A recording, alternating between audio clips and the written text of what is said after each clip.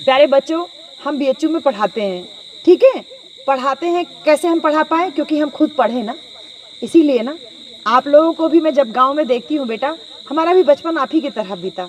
हमारी मम्मी बिल्कुल अंगूठा टेक है, एकदम अनपढ़ है, लेकिन देखो हमको पढ़ा लिखा के प्रोफेसर बना दी ना। ऐसे ही आप लोगों को अवसर मिला है। बाबा साहब डॉक्टर अंबेडकर को तो कक्षा में बैठने की मनाही थी बेटा। जहाँ जूता चप्पल उतारा जाता था वहाँ बाबा साहब बैठ के पढ़ाई करते थे। तो आज तो आप लोग क्लास में सबको धकिया, पहले हम बैठा, सबको धकिया के सबसे आगे बैठते हो ना। तो जो मौका मिला है बेटा पढ़ने का, इस मौके को गंवाना नहीं है, मेहनत से पढ़ाई करनी, ठीक है बेटा। बिना पढ़ाई के कोई लड़ाई जीत नहीं पाओगे। पढ़े रहोगे तभी तो किसी से बहस कर पाओगे, हाँ, किसी से बातचीत कर पाओगे अच्छे से।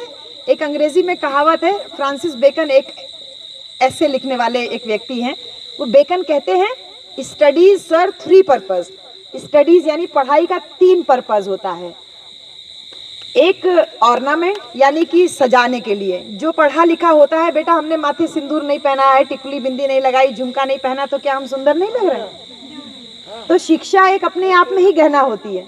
वो कहते हैं कि पढ़ाई अपना एक गहना के रूप में है। दूसरा वो कहते हैं कि जो पढ़ा लिखा होता है वो खुश रहता है। Sir for purpose 3 ornament delight. Delight का मतलब है खुश रहता है। वो भाई पढ़ेगा तो खुश रहेगा ना, कि मैं कभी कोई भी बात होगी तो मैं आराम से इसका सामना कर लूंगा। और तीसरा जो होता है वो है कि वो रेडी फॉर आर्ग्यूमेंट। जैसे कि आप किसी से बातचीत कर रहे हैं, अब उसने पूछ लिया कि देश के पहले प्रधानमंत्री का नाम तुम बता सकते हो, इतना बोल रहे हो, अब आप चुप।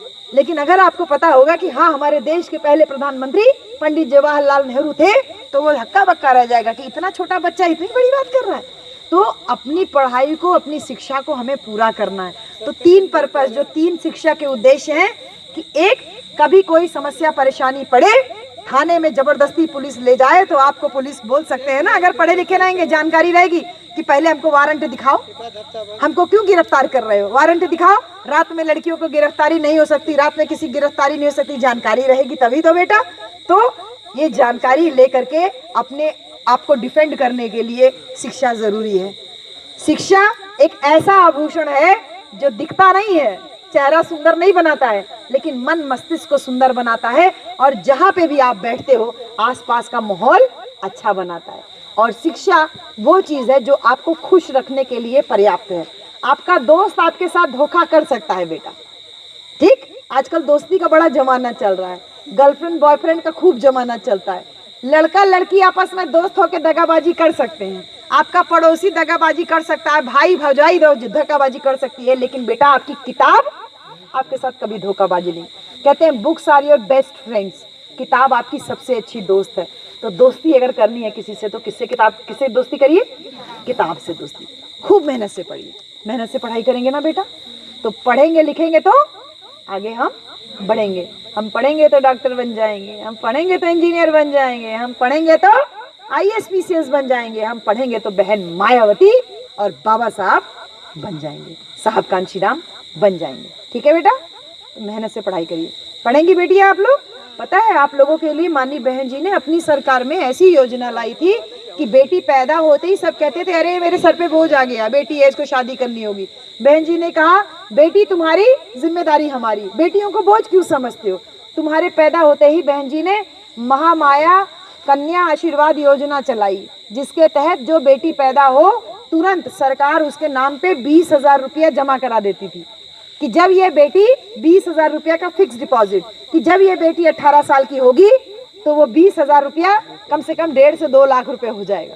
तो 1.5 से 2 लाख रुपए में चाहे बिटिया की शादी करो, चाहे बिटिया आगे अगर हायर एजुकेशन में जाना चाहे तो उस पैसे से उस बच्ची को आगे पढ़ने के लिए मदद करो। हमारी बेटियां अच्छे से पढ़े, आगे बढ़े, बच्चियों की पढ़ाई ना छूटे, इसके लिए बहन जी ने माता सावित्रीबाई फुले कन्या विद्याधन योजना चलाई थी, जिसके तहत आप लोगों को इंटर पास करने वाली बेटियों को 15,000 रुपये जो वजीफा और साथ में एक साइकिल मिले, जिससे कि BA MA करने के लिए आप आगे बढ़ सकें। और 1 महीने बाद वो वजीफा 10-10 हज़ार रुपये हो गया। सोचो बहन जी ने बेटियों को प्रोत्साहन करने के लिए कितना योजना चलाया। आज बहन जी का सरकार नहीं है, बेटियां सुरक्षित नहीं हैं। तो हमको मौका जब भी मिले पढ़ने का छोड़ना नहीं है, ठीक है बच्चियों, ठीक है बेटियों।